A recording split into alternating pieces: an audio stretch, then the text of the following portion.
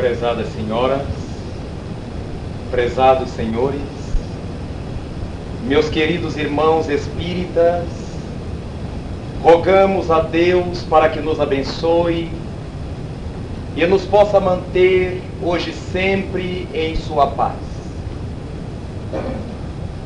Em realidade, a proposta dos espíritos é de todos os tempos da humanidade.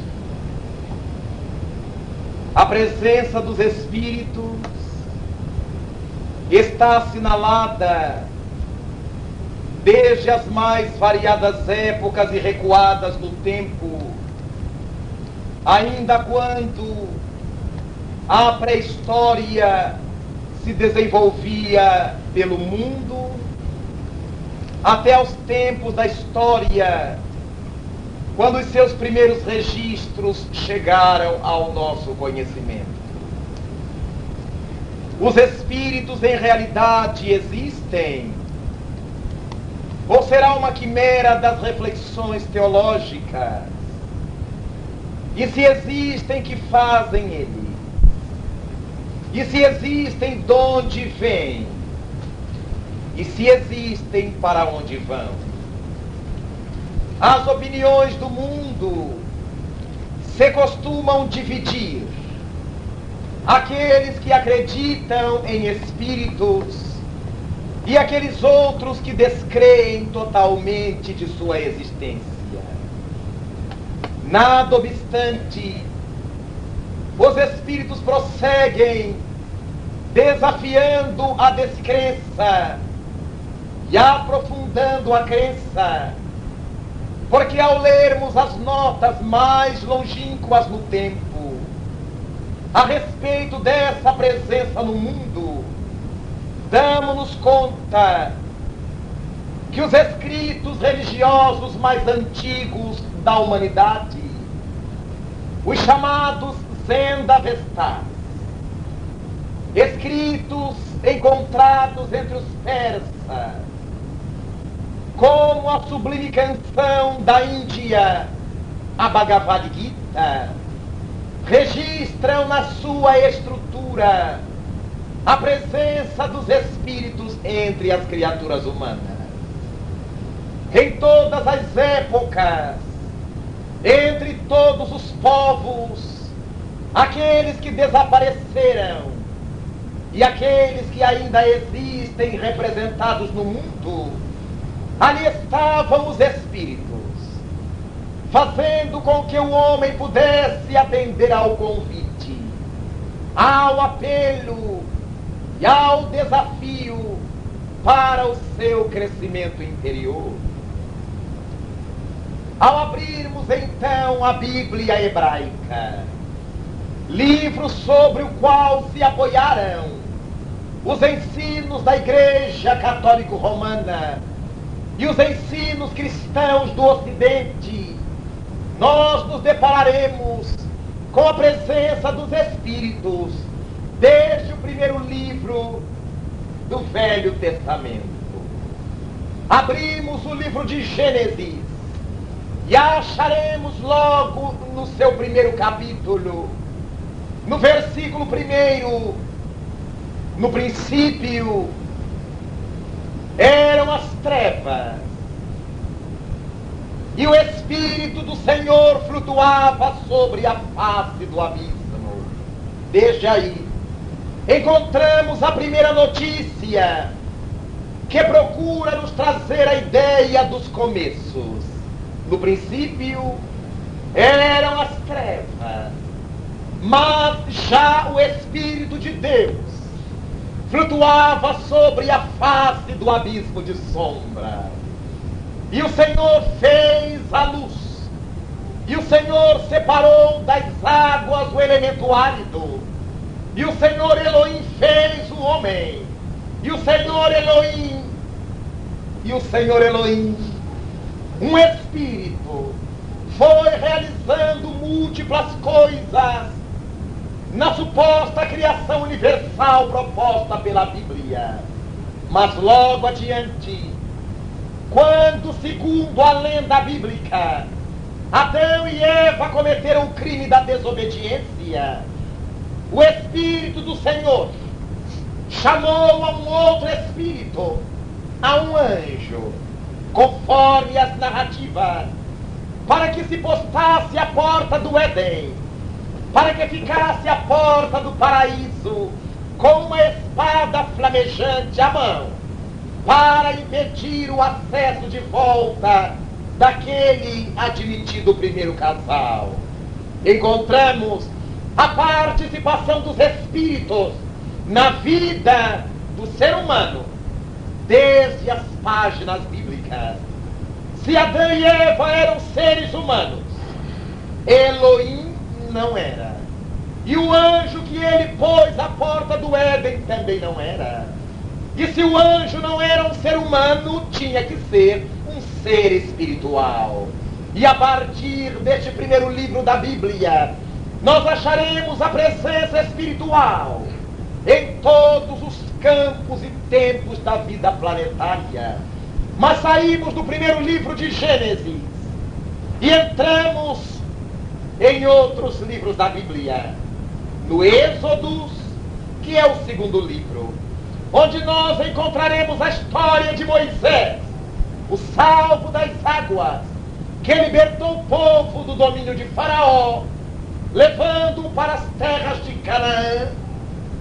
Diz-nos a Bíblia que Moisés, sendo possuidor de conhecimentos e de possibilidades inacreditáveis, servia de instrumento ao Senhor, que ele falou no matagal que fumegava, no sarçal ardente: retira dos teus pés estas sandálias, porque este local é um lugar santificado.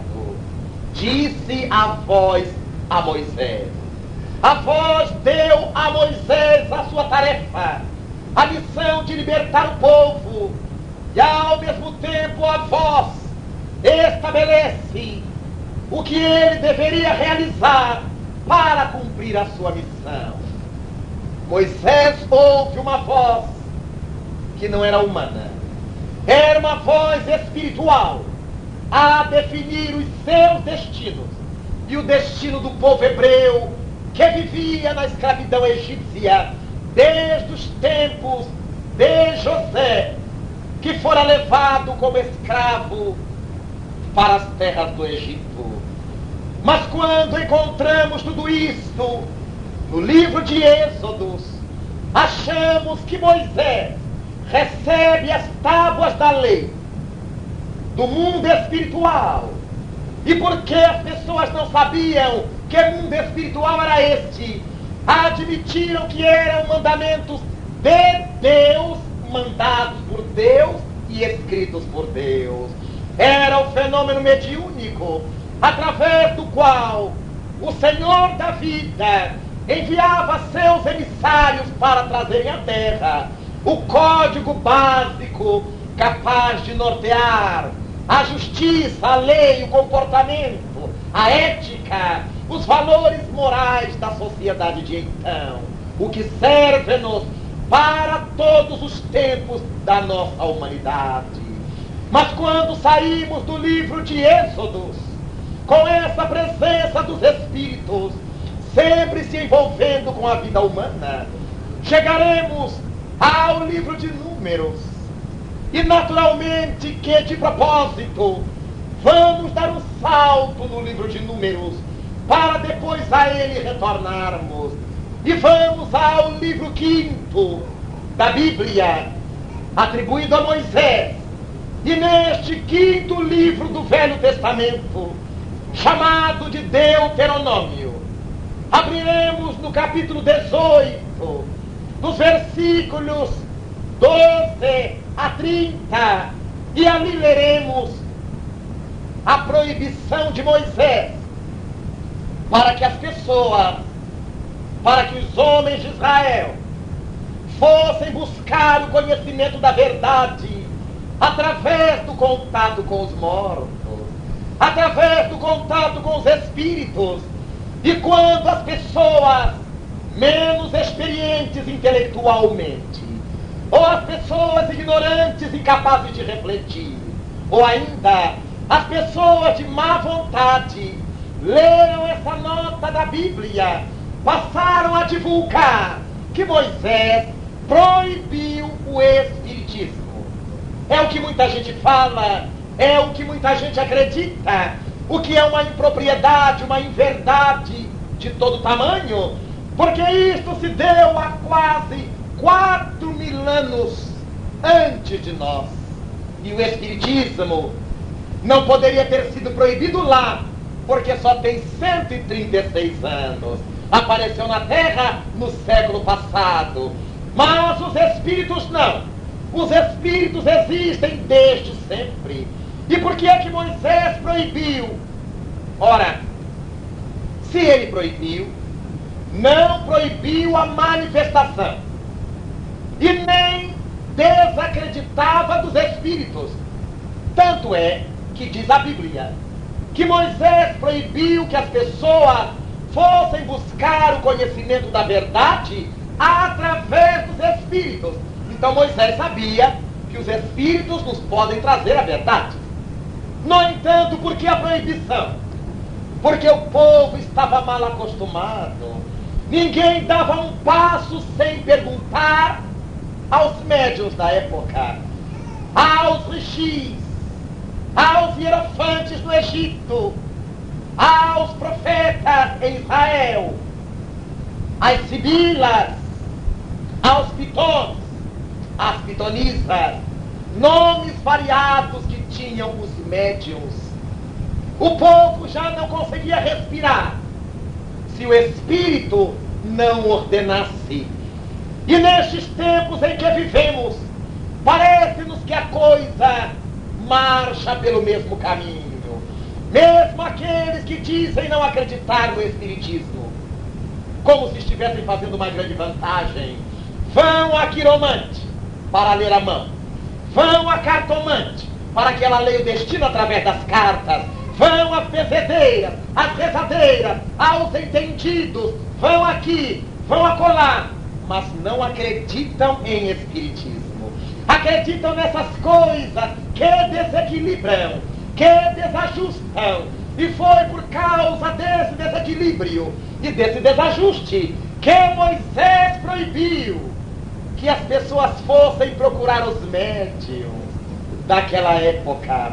Mas quando nós retornamos ao livro 3º da Bíblia, ao livro de Números, para responder àqueles que afirmam que Moisés proibiu o Espiritismo, vamos achar no livro de Números, no capítulo 11, Moisés sendo procurado pelo seu secretário direto, pelo seu primeiro-ministro, que se chamava Josué. E Josué procurou a Moisés por uma razão muito simples. Estavam profetizando nos campos, nos arredores de Israel, 2 homens. Mas por que aqueles 2 homens estavam profetizando? Por que é que Josué se achava tão incomodado? Porque Moisés, que segundo alguns havia proibido o Espiritismo, que não existia, Moisés devia ser louco, proibiu uma coisa que não existia. O mesmo Moisés reuniu 70 anciãos. Os anciãos tinham muita vez naquela época, porque se imaginava que se o indivíduo havia vivido mais tempo, deveria ter maior e melhor experiência. Então os conselheiros do povo eram os idosos, eram os anciãos. Os médiuns eram escolhidos entre os anciãos, pelo mesmo motivo.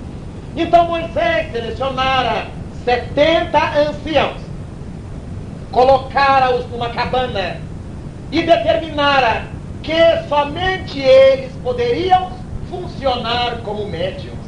Somente aqueles 70 homens velhos poderiam servir à mediunidade, indicando que Moisés os preparara, que neles Moisés confiava para o intercâmbio espiritual. Essa é a razão que levou vir fazer queixa a Moisés, que foram encontrados nos arredores 2 homens que não faziam parte dos 70 e que estavam funcionando como médiuns, estavam profetizando, chamavam-se Eudade e Medade. E Moisés pergunta a Josué o que é que eles estavam fazendo. E Josué lhe diz, e Moisés tranquiliza-se e responde ao seu primeiro-ministro: quem me dera se toda Israel profetizasse sob a luz do Espírito do Senhor. O que implica em dizer que Moisés não tinha nada contra a mediunidade, nem nada contra os espíritos, mas ele tinha preocupação com a mediunidade desequilibrada, com os médiuns desajustados, com aqueles que enganam a comunidade. E naturalmente que o fato ainda se repete hoje, quando vemos essas pessoas entendidas, ledoras de mão, de carta, de copo, de bola de cristal, cobrando dinheiro para alguma coisa que não pertence a elas, quando Jesus Cristo havia ensinado, bem depois de Moisés, a dar de graça o que de graça cada um recebe. Por isto, encontramos no livro de Números o desmentido para aqueles que afirmam que Moisés proibiu o espiritismo. Primeiro, que ele não podia proibir uma coisa que não existia. Segundo, que ele proibia o abuso, o descalabro. E hoje, naturalmente, ao pensar nessas coisas, verificamos que os espíritos sempre estiveram presentes na vida humana. Depois disto, saímos do livro do Deuteronômio e viajamos um pouco através da Bíblia. A mesma Bíblia usada por aqueles que desejam negar o espiritismo e os fenômenos da comunicação mediúnica, para darmos um salto e ganharmos tempo. Pousemos no livro do profeta Ezequiel, um dos profetas menores de Israel. E quando abrimos o livro de Ezequiel, no seu capítulo 3, no versículo 14, Ezequiel diz: eis que fui arrebatado com meu corpo para as regiões, as margens do rio Cobar, chamada de Montão dos Trigos Novos. O profeta fora arrebatado de onde morava para uma região distante do seu lar, onde viveu com aquele povo, levado pelos espíritos, fenômeno de levitação, fenômeno de transporte, com corpo e tudo, até que depois ele mesmo voltasse para os seus. Está na Bíblia. Mas quando deixamos o Velho Testamento e iniciamos o Novo Testamento, que começa com as revelações acerca de Jesus, logo ao abrirmos o primeiro livro do Novo Testamento, o Evangelho de Mateus nos traz as notícias sobre Jesus. E em torno do seu aparecimento na terra, do seu nascimento, fala-nos Mateus, fala-nos Lucas, fala-nos João, que um anjo, logo não era um ser humano, um anjo, apareceu a jovem tecelã, Miriam de Nazaré, Maria, e disse a ela que ela estava grávida, numa época em que ainda não havia ultrassonografia. O Espírito disse a ela que seria um menino, e disse o nome que esse menino deveria ter. Ela obteve a informação mediúnica, ela viu o Espírito, o anjo, ela ouviu o Espírito, o anjo, e tudo que o Espírito lhe disse se confirmou. E naturalmente que o Evangelho de Jesus começa com uma revelação mediúnica.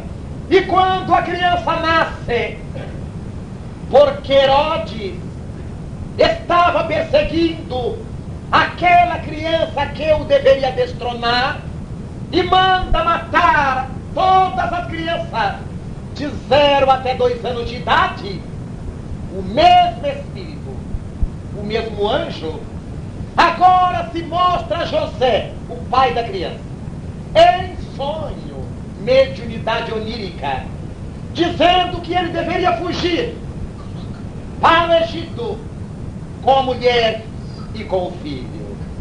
Moisés acata a ordem recebida em sonho, interferência dos espíritos na vida dos seres humanos. E quando passa a chacina, o Espírito diz que ele deveria voltar, porque a missão daquela criança era nas terras de Israel. Volta José com a criança e com a esposa, e durante toda a trajetória de Jesus, os seus contatos com os espíritos são incontáveis, porque é ele que conversa com os espíritos imundos, expulsa-os, é ele que expulsa aquela entidade que atormentava o homem de Gadara no alto das montanhas, o homem que vivia em sepulturas vazias, açoitado por uma tremenda obsessão que o subjugava. Foi Jesus que chamou a atenção do espírito atormentado da sinagoga de Cafarnaum, quando desejava escandalizá-lo. Foi Jesus que dialogou com 2 espíritos desencarnados, Elias e Moisés, naquela madrugada de luz no alto do Monte Tabor, como nos diz o Evangelho.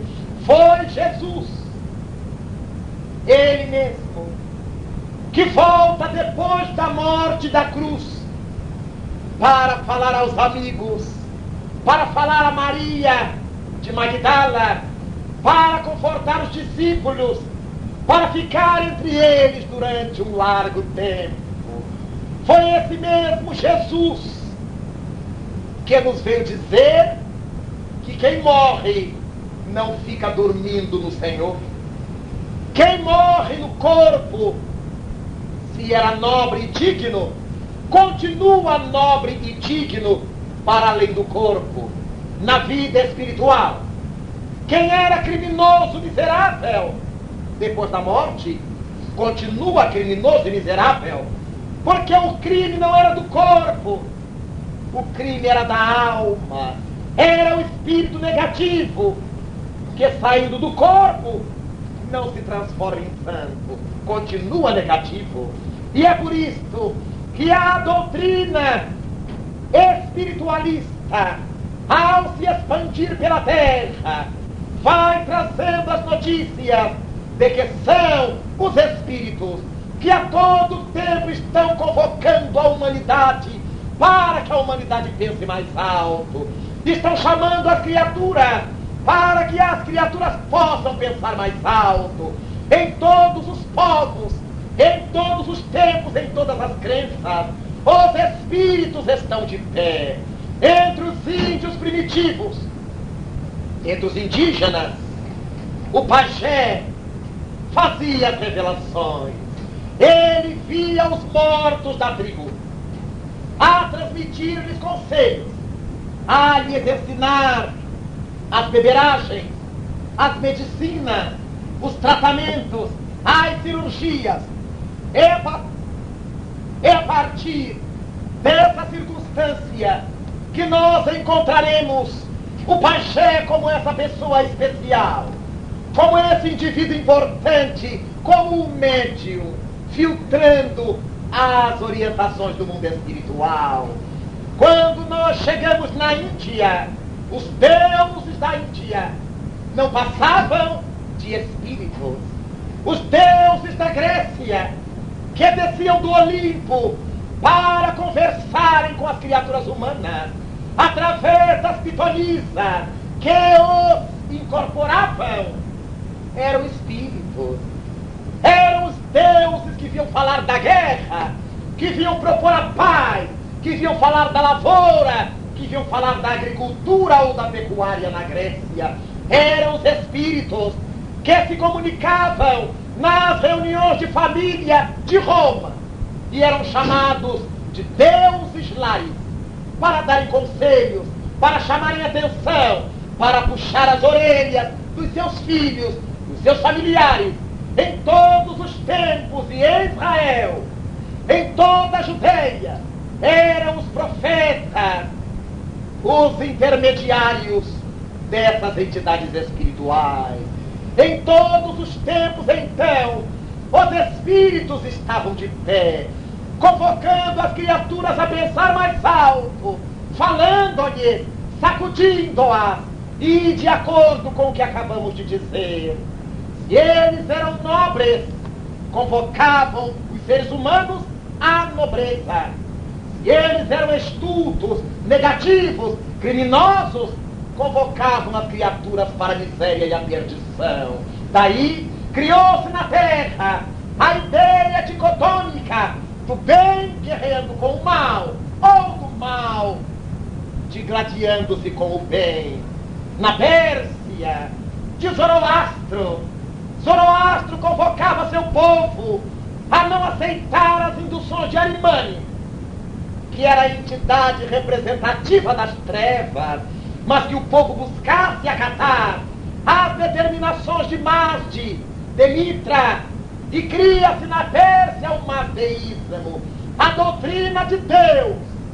Como se chamava?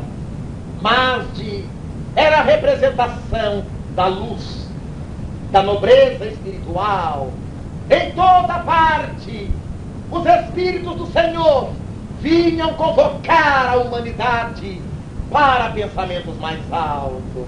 O tempo passa, encontramos no Egito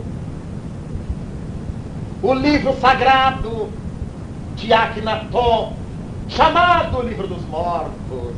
E ali Akhenaton descreve os intercâmbios com os espíritos, como eles, com os sacerdotes, com o povo, dando-lhes as respostas mais variadas para as questões da vida. Não é à toa que os espíritos estão presentes em todos os tempos da humanidade. Na igreja, quando ela se estabeleceu no século IV, quando o imperador Constantino Grande oficializa a Igreja Católica, Apostólica e Romana como a religião do Estado, por uma suposição curiosa, admitia Constantino que a religião católica deveria ser a religião do imperador, do Estado romano.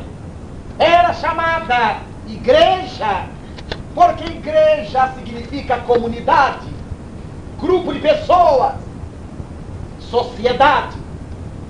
Católica, porque a presunção do César, a presunção dos clérigos da época, era admitir que ela deveria ser universal, deveria tomar conta da terra inteira. Católico significa universal. Então era uma comunidade universal, uma igreja católica, apostólica, porque se admitia, tivesse ela sido criada pelo apóstolo Pedro, e romana, porque era a religião do imperador, era a religião de César. Então apareceu no mundo, depois do edito de Constantino Grande, a igreja católica, apostólica e romana. E agora quem se insurgisse contra ela, se insurgia contra o imperador. Era réu de morte.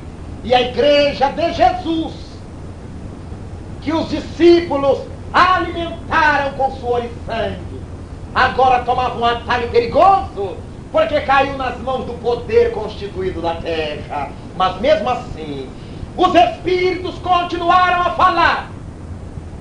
Narram os livros católicos que Francisco de Assis, no século XII para o século XIII, dialogava com os espíritos. Viu a Jesus, que era espírito, e conversava com outros espíritos. Dizem os livros católicos que Antônio de Pádua dialogava com os demônios, com almas perversas que o vinham atucanar e com anjos que o vinham visitar. Dizem os livros católicos que Teresa de Ávila flutuava no ar e viu Jesus ao descer as escadarias do seu convento. Diz a Igreja Católica que Catarina de Siena via os espíritos, falava com os anjos. Diz-nos a doutrina católica que Santa Brígida falava com os espíritos. Diz-nos a Igreja Católica que Antônio de Pádua, estando em Pádua, celebrando uma missa, desdobrou-se, desprendeu-se do corpo e foi a Lisboa fazer a defesa do seu pai, que estava sendo inculpado pela morte de um cidadão.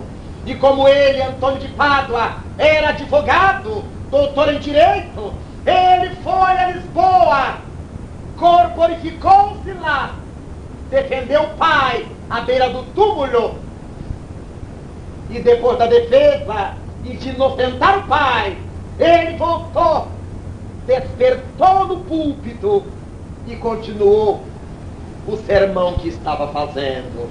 Não foi o Espiritismo que inventou isto, é a Igreja Católica que fala sobre o seu santo. Os santos da Igreja o são por causa dos fenômenos mediúnicos que viveram. Visitava uma amiga no Rio de Janeiro, onde vivo, uma amiga de muitos anos e muito querida, e na conversa muito franca ela me disse: olha, Raul, eu gosto muito de você, mas eu não entendo como é que você pode ser espírita. Você é tão inteligente. E eu lhe respondi que é por isso mesmo, pelo fato de eu ser um pouco inteligente, é que eu optei pelo espiritismo. E ela me disse: mas como é que você pode acreditar em espírito? Eu digo: mas você também acredita. Eu não acredita. Qual é a santa sua padroeira? Eu sabia que era uma santa. E ela me disse: Santa Teresinha do Menino Jesus. E eu lhe perguntei: onde é que mora essa senhora? E ela ficou pálida. E eu lhe respondi: já morreu. Todos os santos do altar católico são defuntos. Não tem nenhum santo vivo. Eles são canonizados depois de mortos, pelos chamados milagres que são a eles atribuídos. Primeiro são beatificados, depois são canonizados, depois de mortos. Então, quem é devoto de Santo Antônio, de São José, de Santa Maria, de Santa Rita, de Santa Brígida, de Santa Paula, acreditam em espíritos, porque todos os santos são espíritos. Mas aí outros, um amigo em São Paulo me disse: eu não acredito que quem morre volte. E quem se comunica lá no seu centro, disse-me ele, é o demônio. Eu digo: ótimo. Mas se for o demônio, é espírito. Então espírito se comunica. Mas na sua igreja você me diz que se comunica o Espírito Santo. Então é espírito. Tanto é Espírito Santo.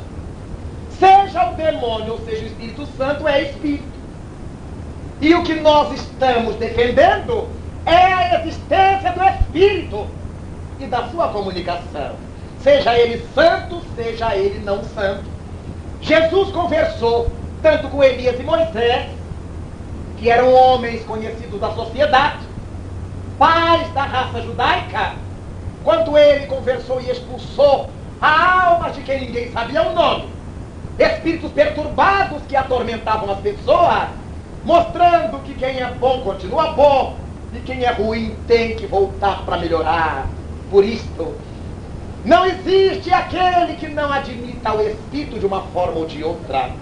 Quando o notável Augusto Comte, o pai da doutrina positivista, França, na velha França, estabelece no século passado que os homens são conduzidos pelos mortos. Muita gente pensou que ele estivesse falando do espiritismo. Não. Augusto Comte falava dessa forma porque ele admitia que todas as nossas descobertas contemporâneas estão baseadas nas descobertas dos mortos. Se hoje o homem está indo à Lua e fotografando outros planetas, é graças à mecânica quântica, cujo autor já morreu. É graças à relatividade, cujo descobridor já morreu. Graças às matemáticas, cujos cultivadores já morreram. É graças às doutrinas mais ousadas da física, cujos autores já morreram. Então, queria dizer a Augusto Comte que são esses mortos que dirigem a vida dos vivos. Mas para nós, a nossa ideia de mortos, de espíritos, é diferente. Não é apenas aquele que morreu, é exatamente aquele que viveu. Porque ninguém morre, ensina Jesus. Aquele que crê em mim, ainda que morto, viverá. É natural que a doutrina espírita, que aparecerá na Terra no século passado e apresentada à sociedade europeia por Allan Kardec, pseudônimo adotado pelo notável professor Hippolyte Léon Denisard Rivaio, na primeira obra espírita, o Livro dos Espíritos, essas questões ficaram muito bem definidas. Os espíritos vieram trazer à Terra essas informações sobre a nossa realidade. Nós não morreremos jamais, sairemos do corpo quantas vezes forem necessárias, mas nunca sairemos da vida. A vida é única e perpétua. As encarnações é que se multiplicam. Da mesma forma que uma mesma criatura troca de roupa todos os dias, mas ela continua sendo ela. Ela não muda de personalidade porque mudou de roupa. Ela não deixa de ser ela, gostando de frio, de calor, de secos e molhados, porque trocou de roupa. Então as almas que somos nós nos assemelhamos a esses indivíduos que trocam de roupa ao cabo do dia. Só que o nosso dia é uma existência inteira. Deixamos o corpo imprestável até podermos obter um outro corpo, uma outra roupa, porque foi isso que ensinou Jesus. Anotamos os ensinos encontrados no Evangelho de João, no capítulo 5, no versículo 29, aquele que fez o bem renascerá para a ressurreição do bem. Aquele que fez o mal renascerá também para a ressurreição da condenação. Não foi o Espiritismo que inventou isto. São palavras de Jesus anotadas no Evangelho segundo João. Repitamos, no capítulo 5, no versículo 29. É a partir daí que nós percebemos a presença dos Espíritos em todos os tempos da Terra, concitando os homens a pensarem mais alto. Em 1886, na cidade de Lourdes, na França, uma jovem adolescente, numa quadra fria do ano, atravessava uma via, um campo, e porque sofria de asma, tinha muito cuidado em resguardar-se. Ao passar por uma pequena gruta, donde escorria perenemente uma água, ela, a menina, viu uma jovem mulher. Assustou-se. Foi saudada por ela, que lhe disse: não temais, eu sou Maria, a mãe de Jesus. A menina chamou as primas e contou o que estava vendo. Somente ela estava vendo. Ia narrando para as primas o que estava vendo e ouvindo. A família, sabedora da notícia, levou a menina até ao bispo, para que ela contasse ao bispo o que estava vendo e ouvindo. O bispo foi até o local, e aquela criatura que disse ser Maria, marcou a nova data de voltar. E toda a comunidade de Lourdes estava lá, ao pé da gruta. Na hora em que a Virgem aparecia, a menina se ajoelhava e, de cabeça baixa, começava a dizer o que estava escutando da visão que ninguém tinha, só ela. A mensagem transmitida pela jovem Bernadette Soubirous foi tão convincente, embora ninguém mais tivesse visto, que o bispo determinou que aquela seria uma área sagrada. E na cidade de Lourdes foi construída ali uma basílica em honra de Nossa Senhora de Lourdes, da cidade e do departamento de Lourdes, na França, graças a uma vidência mediúnica. Ninguém viu, só Bernadette.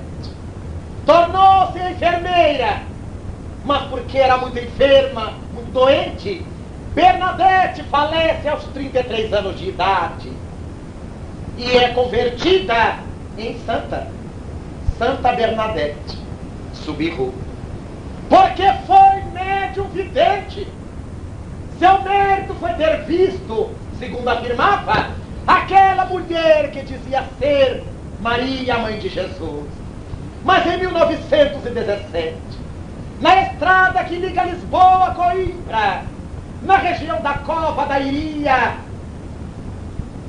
na cidade de Fátima, como passaria a ser conhecida pelo mundo inteiro, 3 pastores, crianças, pré-adolescentes, Jacinta, Francisco e Lúcia, disseram ter visto uma jovem senhora que flutuava sobre um arbusto, que lhes disse: eu sou Maria, a mãe de Jesus. E deu-lhes algumas mensagens, segundo as crianças disseram. Ninguém jamais viu, só ouviu as crianças narrarem. E ali em Portugal, em Fátima, na Cova da Iria, pela informação da vidência de 3 crianças, foi levantado o maior santuário mariano do mundo.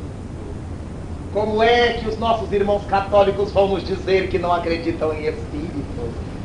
Os santuários maiores em homenagem a Maria se levantaram graças à visão mediúnica. Somente Bernadette a viu. Poderia estar blefando. Somente as 3 crianças viram. E a criança tem uma cabeça fértil, poderia estar inventando.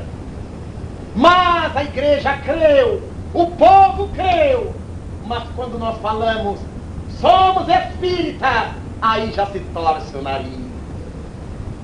No entanto, com ou sem espiritismo, os espíritos estão pela terra inteira, falando, convocando as criaturas a pensar mais alto.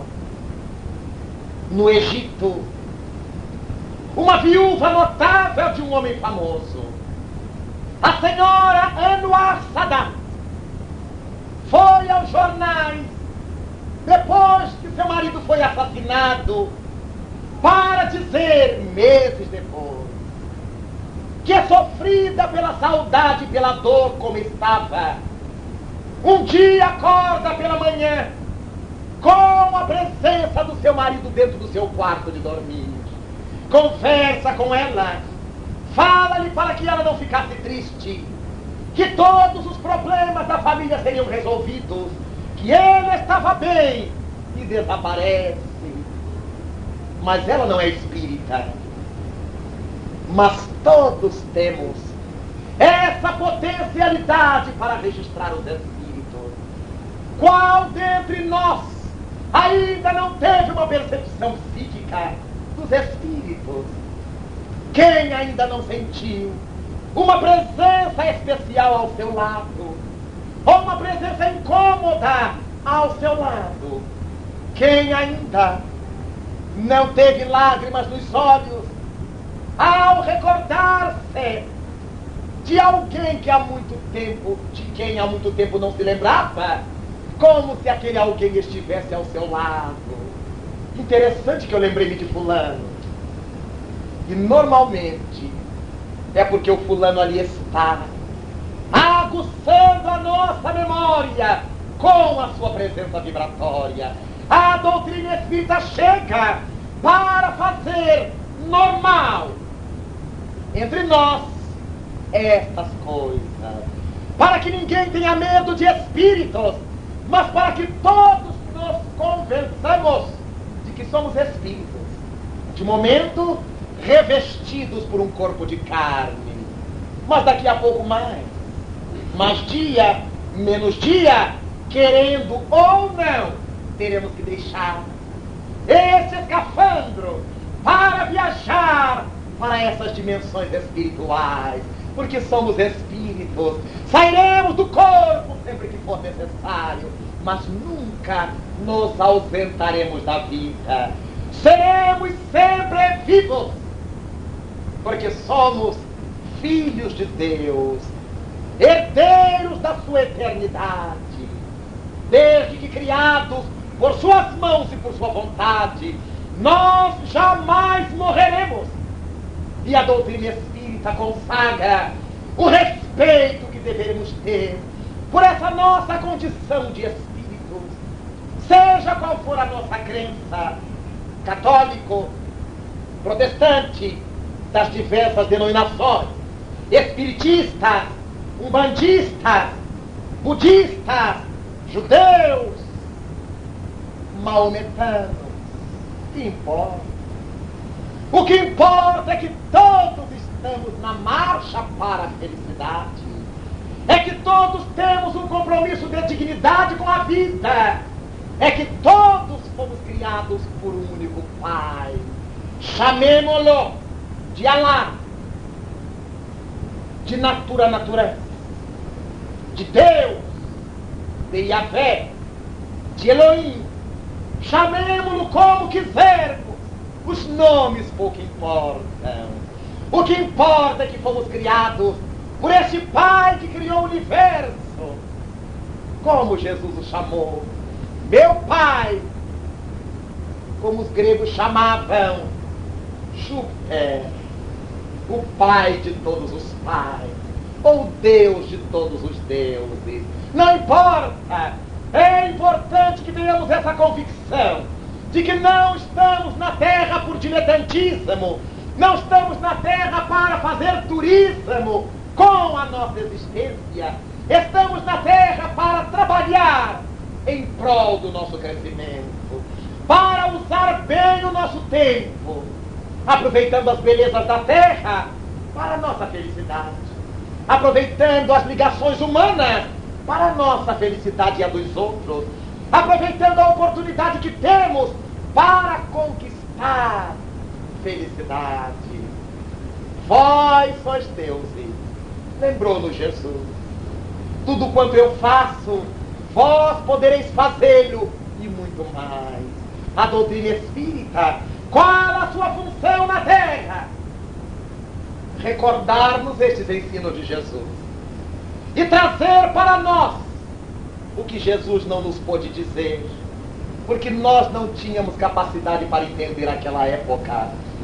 Em que se baseia o Espiritismo?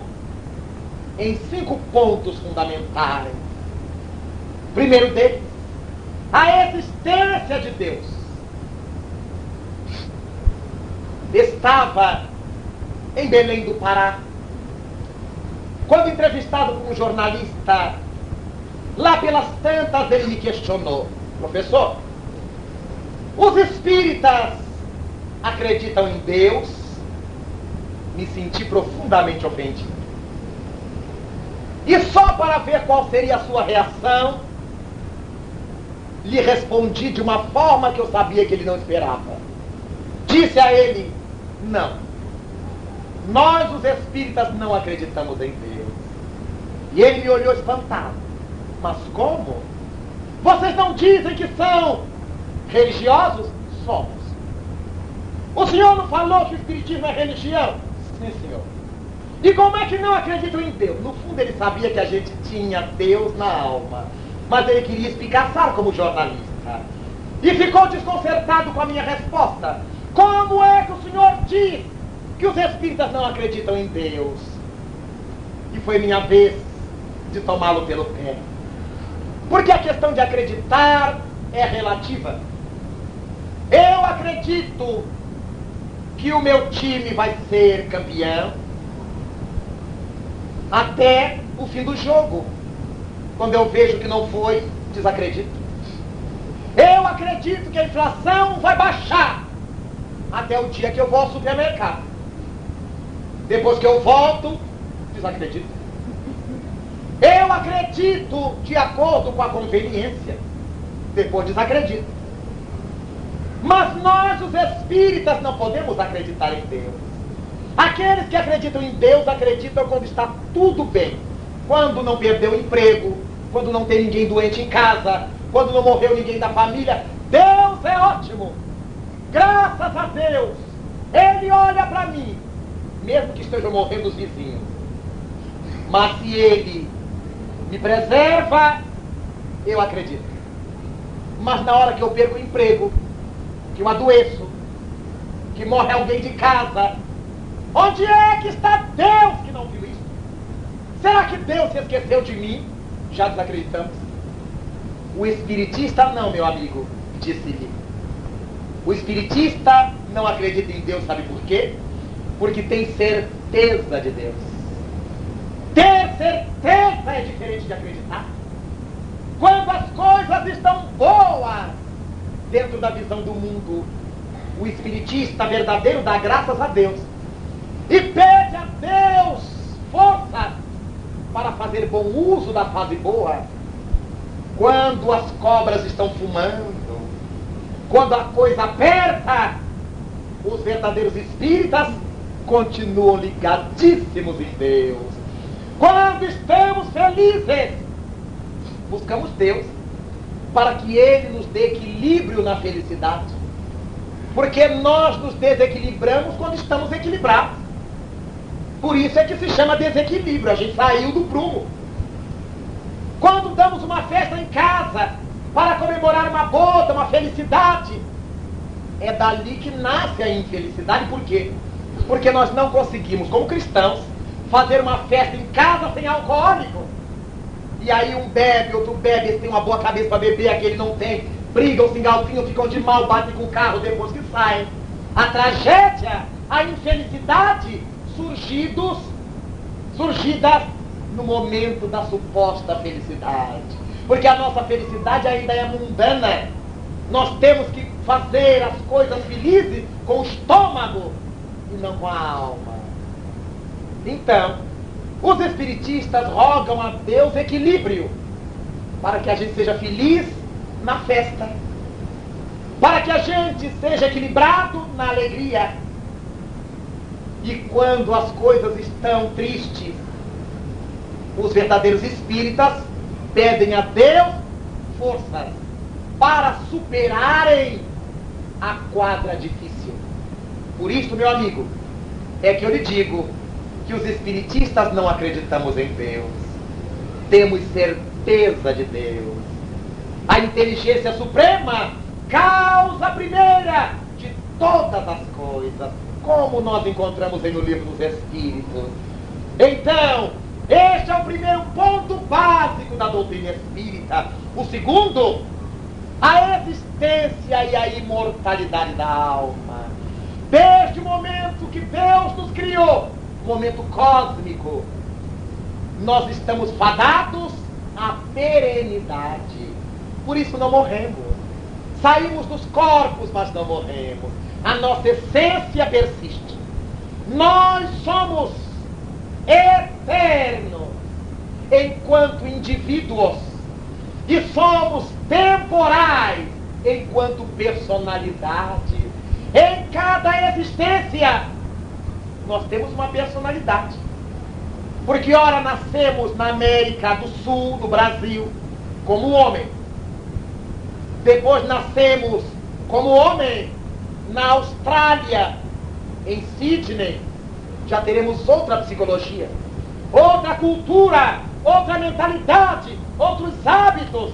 Mas depois renascemos na China como mulher.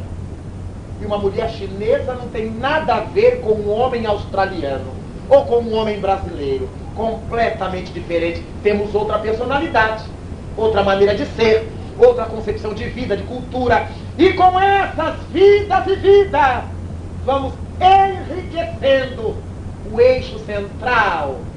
Cada existência é uma possibilidade de criarmos personalidade nova, bagagens novas que serão somadas ao ser definitivo, inteiro, integral e perene que é o Espírito. A doutrina espírita nos recorda que Jesus Cristo falava à sua época que o céu e a terra passariam, menos as suas palavras. Ele dizia ao seu tempo que nós não sairíamos da terra enquanto não pagássemos o último quadrante, a última moeda, enquanto não nos quitássemos com a vida. Mas o povo do seu tempo morreu todo, sem quitar nada. Barrabás morreu, mas continuaria a viver pelos séculos afora em outros corpos. Então surge o terceiro princípio da doutrina espírita, a pluralidade das existências, que não é invenção do Espiritismo. Já o falava Jesus, conforme declinamos no Evangelho de João 5,29. Quem fez o bem renascerá para a ressurreição da vida. Quem fez o mal, igualmente renascerá para reter o mal que fez, para a ressurreição do mal. Mas foi Jesus Cristo que, conversando com o doutor da lei, conforme achamos no Evangelho de João, capítulo 3, versículos 1 a 12, que aquele que não nascer de novo não verá o reino dos céus. Aquele que não nascer da água e do Espírito não verá o reino dos céus. Ora, Jesus Cristo falou isto numa época em que ainda não se conhecia as doutrinas da embriologia e da embriogenia, que apareceriam mais tarde na humanidade ocidental.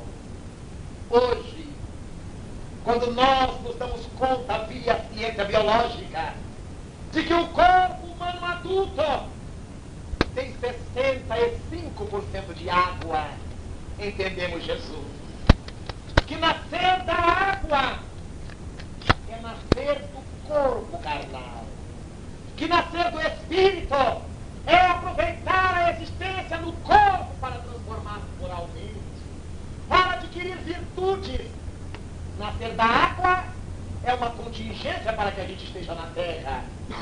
Nascer do Espírito é uma consequência de estarmos na terra, burilando-nos, aceitando esse convite, esse desafio dos Espíritos para que cresçamos. A doutrina espírita nos lembra que, opostamente ao que muitos dizem, nascer da água não pode ser nascer da água do batismo, porque nem todos os povos usam batismo de água. E se Jesus Cristo tivesse dito com esse sentido, ele teria jogado fora, para a perdição eterna, a maior parte da humanidade que não se utiliza de batismo de água. No entanto, nos recordamos que ele veio batizar com fogo, esse fogo do conhecimento da verdade, como disse João Batista. Eu batizo com água, mas depois de mim virá aquele, Jesus, que batizará com fogo. Com isto, o terceiro princípio da doutrina espírita é a pluralidade das existências.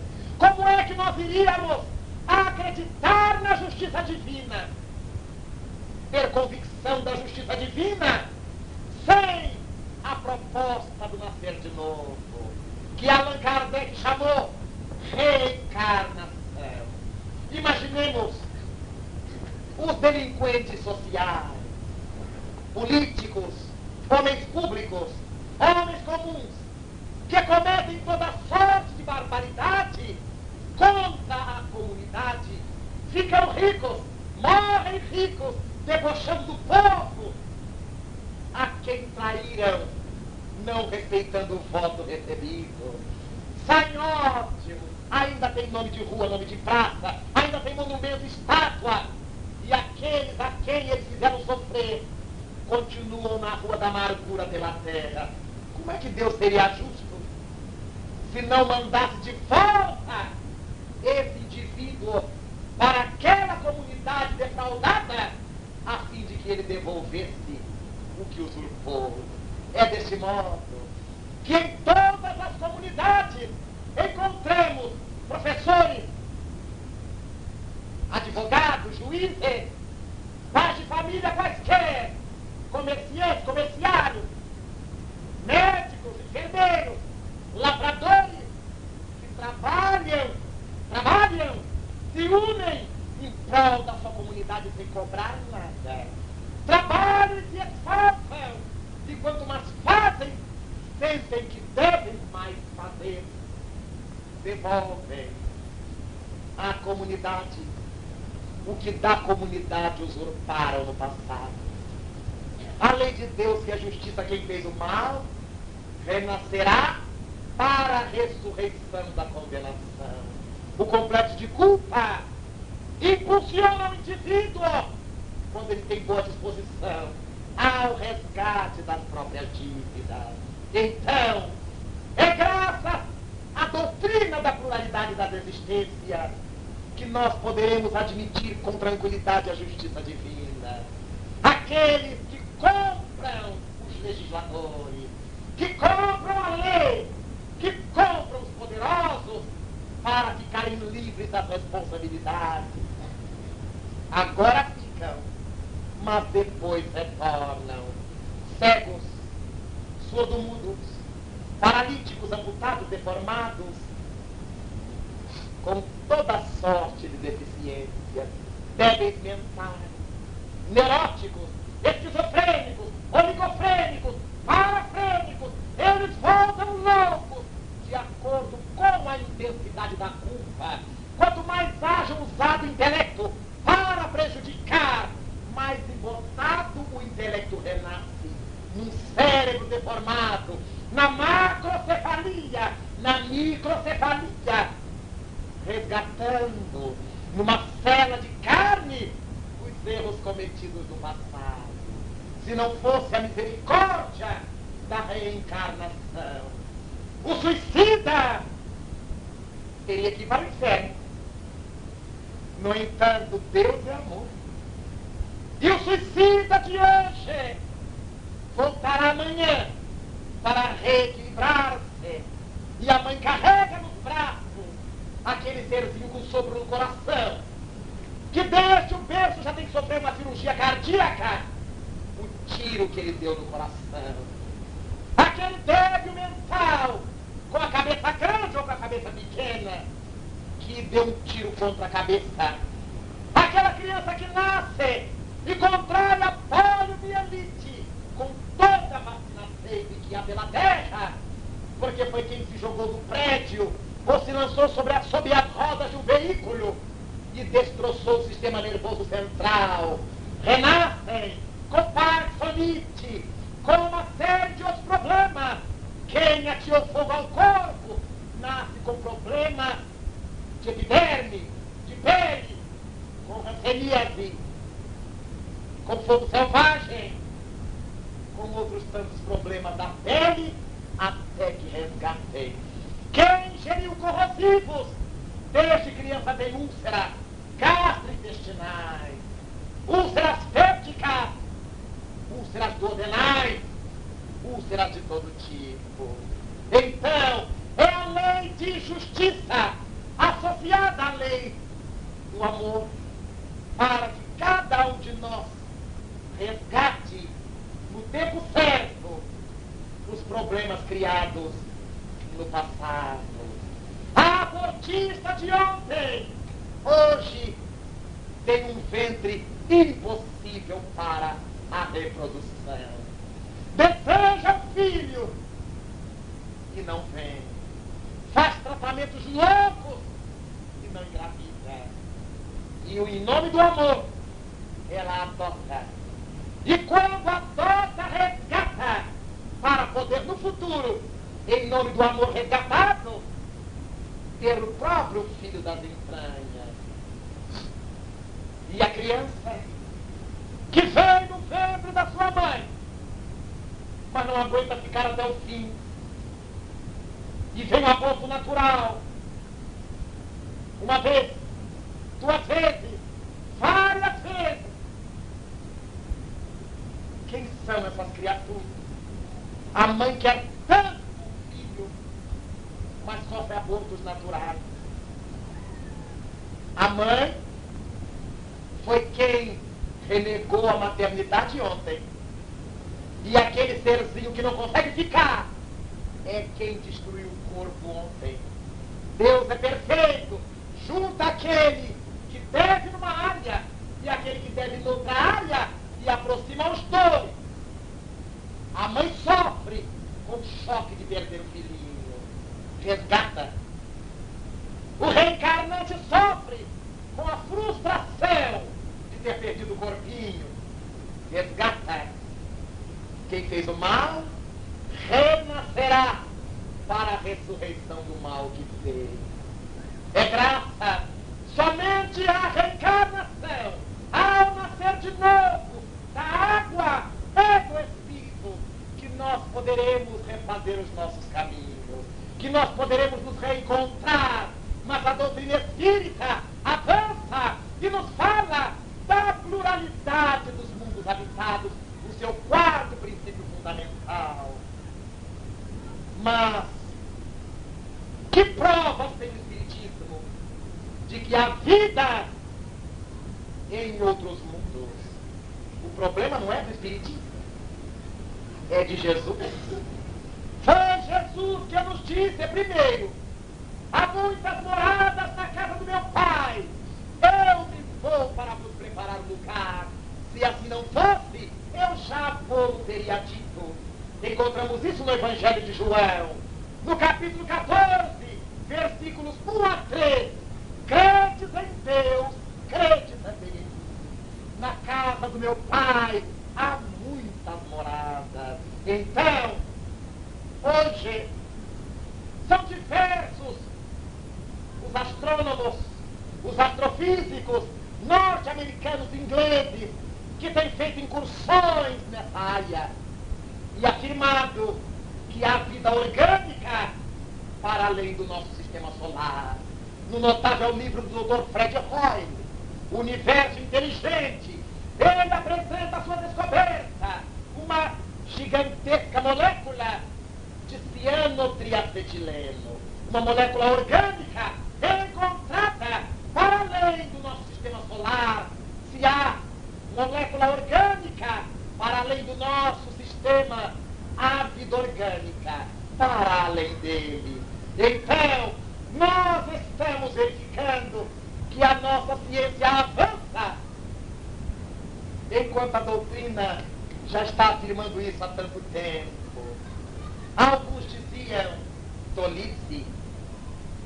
As nossas naves espaciais, nossos satélites, fotografaram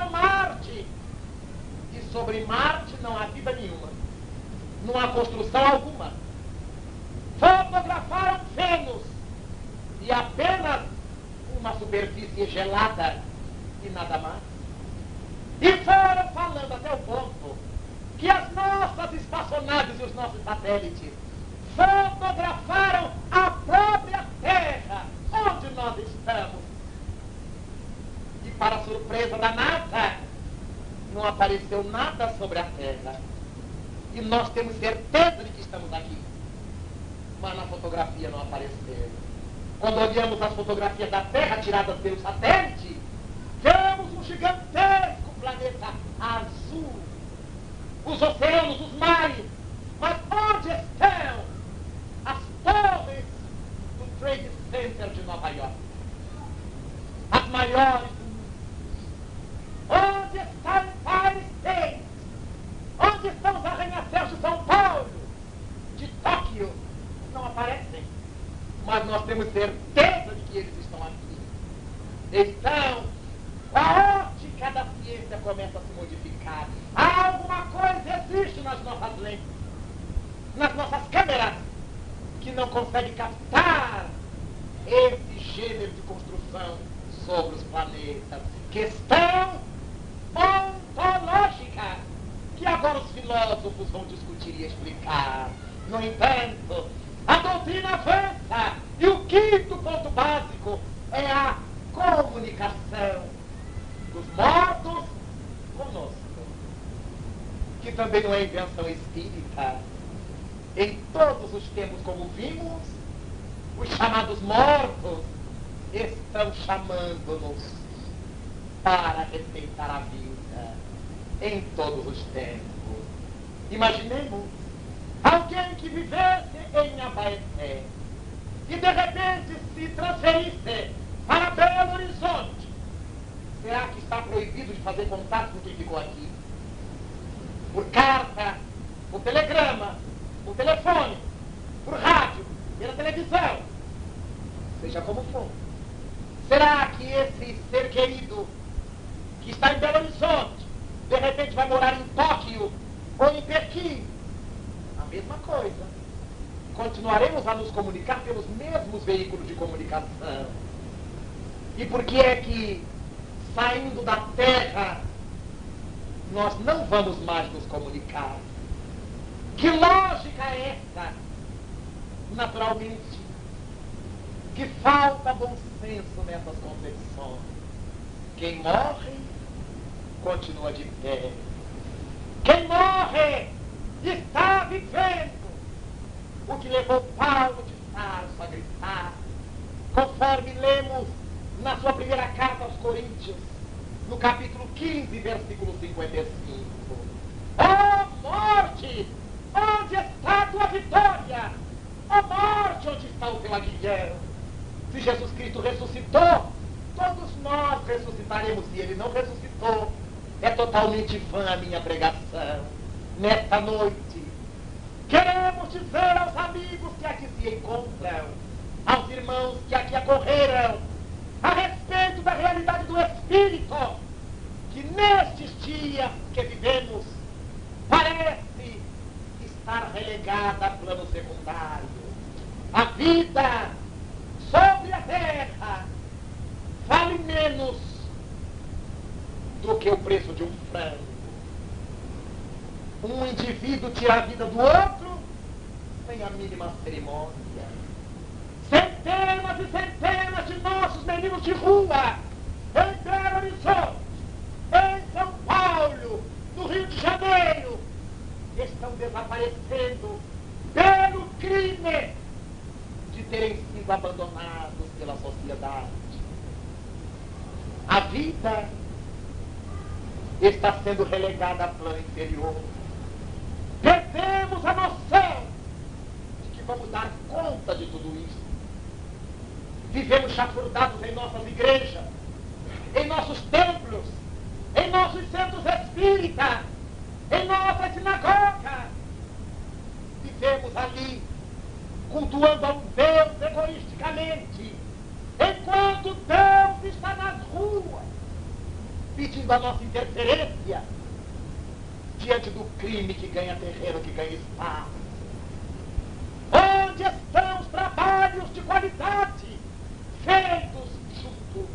aos drogados e aqueles que devem ser prevenidos contra a droga. Não temos coragem. Onde o trabalho feito com as nossas irmãs e com os nossos irmãos que se prostituíram no sexo? Onde o trabalho feito nas cadeias públicas, junto àqueles que delinquiram no momento de loucura e ignorância, de insensatez? Onde o nosso trabalho de saneamento moral da nossa comunidade? As estatísticas estão dizendo que uma cidade está crescendo e que é boa e que é excelente pelo número de botequins, de bares que se instalam absorvendo a nossa juventude, que colheu dos mais velhos esse exemplo miserável da embriaguez, do alcoolismo, do tabagismo e da prostituição. Temos deixado para nossas crianças e para os nossos jovens uma herança teoria muito grande e uma herança vivência muito pobre, porque ainda estamos na base do faça o que eu mando e não faça o que eu faço. Só que hoje os tempos são outros e os crimes estão estonteando a sociedade. A doutrina espírita, meus irmãos, vem nos conclamar nessa hora para que nos demos as mãos. O Cristo não pode ser bandeira de separativismo entre nós. Não importa qual seja a nossa crença, importa é o fruto. Pela árvore, pelo fruto, aliás, se conhece a árvore. Jesus Cristo não disse que os seus discípulos seriam conhecidos pelo rótulo que levassem. Os meus discípulos serão conhecidos por muito que se amem. Não podemos nos separar em nome de Jesus. Da mesma forma que um gosta de morar no apartamento e mora. Outro gosta de morar no subsolo e mora. Um gosta de morar na beira-rio e mora.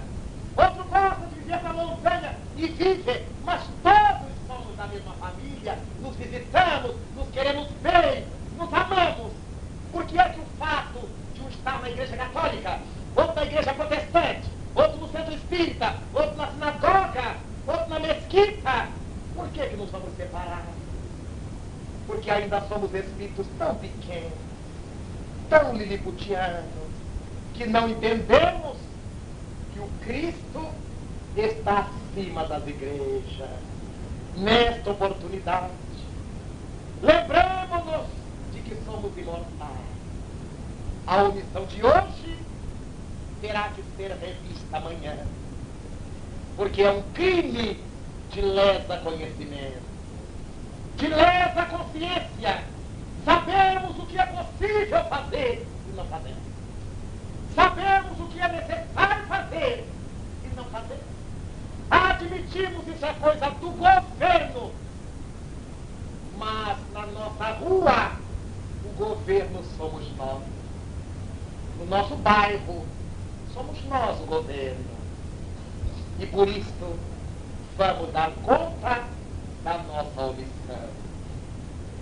Nesta noite, meus amigos, nós queremos agradecer a Deus pela honra de estarmos no corpo, vivendo esta hora notável de reconstrução da humanidade.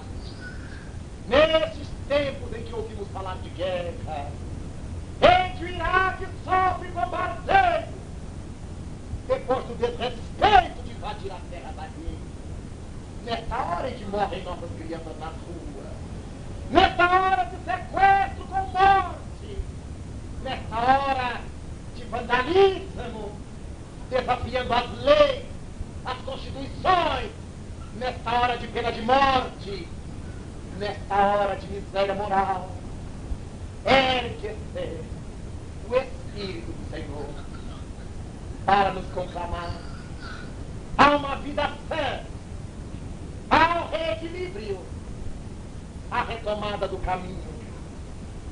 Filho, vem hoje trabalhar na vinha do Senhor. Vem hoje porque amanhã pode ser tarde demais. A juventude, a madureza, a velhice, todos somos espíritos em marcha. Todos estamos a caminho de Deus. Por isso, vale a pena parar para pensar. Nós somos espíritos. Não somos um corpo que tem um espírito. Nós somos espíritos que levamos um corpo temporariamente. Mas em verdade nós somos espíritos. E por isso mesmo, elevemos o nosso coração. Nesse mais notável sursum conta, corações ao alto, digamos ao Senhor que o queremos amar e servir. Digamos ao Senhor através dos nossos atos que não estamos colaborando com a criminalidade na terra a partir da nossa omissão e acomodação. Digamos a Ele que esperamos forças novas para que continuemos a servir no bem, onde quer que estejamos. Trabalhemos no bem enquanto é hoje. Amanhã pode não dar tempo. E nesta emoção, e nesta vibração, nós levantamos os olhos para o céu e cantamos ao Pai da vida com sentida emoção. Pai